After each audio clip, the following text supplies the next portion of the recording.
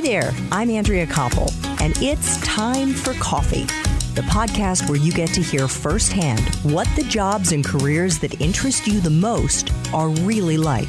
Hey there, Java junkies. Welcome to another K-Cup mini episode of Time for Coffee. By the way, K-Cups come in 3 sizes, single, double, and triple shots, or roughly 1 minute, 5 minutes, or 10 minutes in length. So if you don't have time to throw back an entire caffeinated career conversation, these K-Cup mini episodes of T4C can give you a quick caffeinated fix, whether you're on the go or you only have a few minutes to binge. So grab your mug and take a chug, because it's time for a caffeinated career triple shot K-Cup with my guest, Dr. Alexis Albion.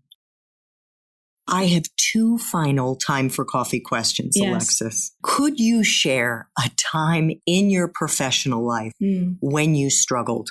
Maybe you even failed at something. Maybe you really screwed up a big project or whatever it was. You had a terrible supervisor. I myself was fired twice in my 40s. It's something that's taken me a while to speak about it publicly, but I now see it as having been an incredible gift. The most important thing is how you persevered and maybe a lesson that you learned in the process. I'm not sure if I really have a failure or something like that, but there was a time when I was at the World Bank, another place which frightened the hell out of me because I had no idea what I was doing. Never took an economics class in my life and was suddenly working with senior economists, best from around the world. So that was a scary place, but it was a wonderful place to be. It was an incredible opportunity. And I was at the World Bank, kind of not loving things exactly. And this was when I was feeling, I was telling people, I just feel like I need to do something more creative. And many of my friends were from the policy world, or I guess the development world. And they would say, and sort of nod their heads like,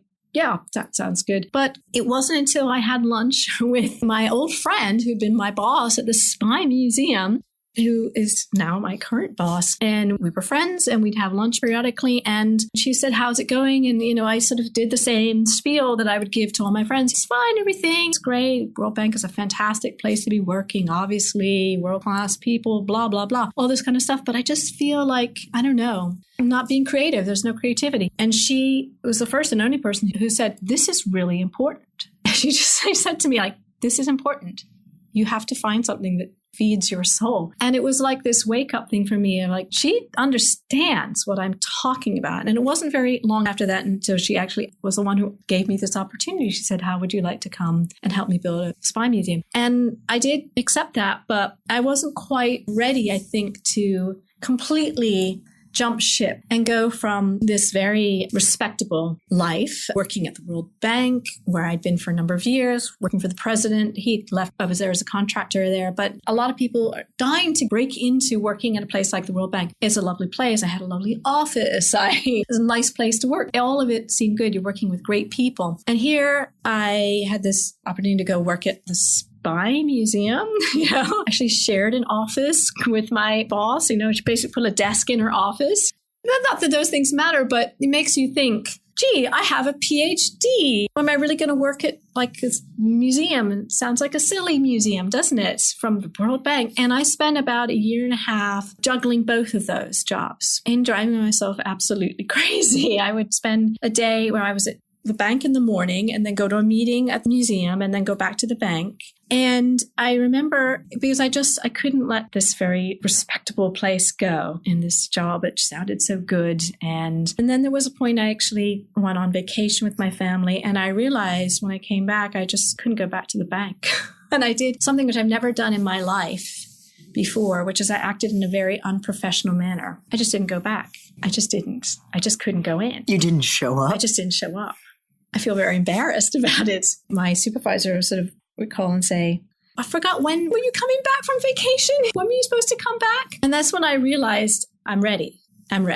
And I did go in and say, I'm so sorry. I just can't do this. And I quit from the bank and I came full time in the museum. And I've been there ever since. I shouldn't have done that. But it took that for me to realize I'm now ready to do this. And there's something about giving up this sense of something that seemed so professional. And isn't this what you work for? And I could have stayed at the bank probably and had a career there or something like that. And instead, I went to something which, again, this was a temporary job. It had an end date.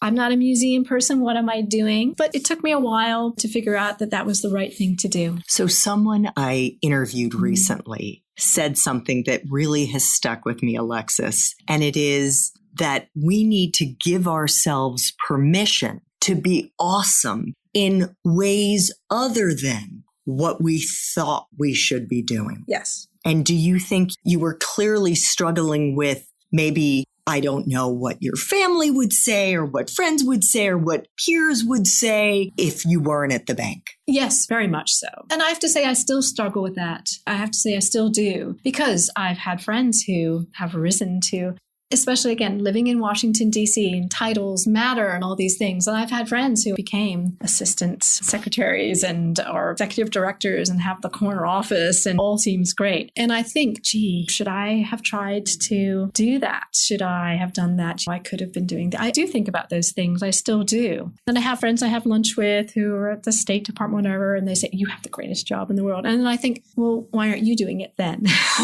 You think it sounds so great, because it's always easy to say that. I remember, again, when I went to China after college, and then I got back and I had friends who were working at Goldman Sachs, who said, oh, wow, I wish I had done that. I thought I was a bit naive, and I would say, well, I can give you the details about how to apply. Say it's not that. Yeah, there are lots of opportunities. And it took me a while to realize that they didn't really mean that. And they said, like, in theory, yes, I would like to go off and have an adventure and live in China for 2 years. But it is actually, on my pathway. They'd say, oh, it sounds great. I wish I had done that. But then I would say, well, why don't you then? But right. You see, I think this says a lot about you, and it goes back to the espresso shots conversation that we had, Alexis, when you said you have been scared in every job you've taken, and I have too. Right.